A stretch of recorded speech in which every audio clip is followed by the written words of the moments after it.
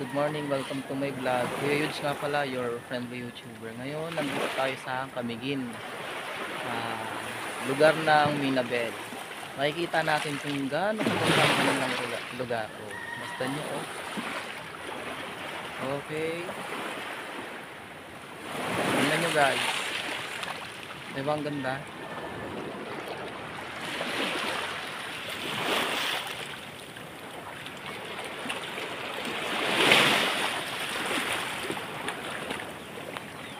Guys, oh.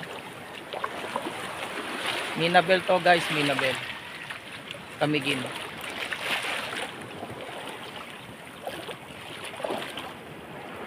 Oh, di ba?